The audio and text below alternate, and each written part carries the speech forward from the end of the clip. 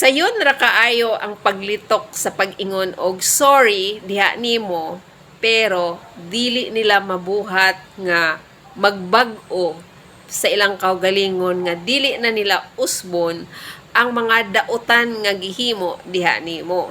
Unya ikaw pod tungod sa imong pagkamaayo, dawaton nimo ang ilang sorry ug mao po nay rason nga kining sobra ta kamaayo abusaran ta sa mga taong abusado.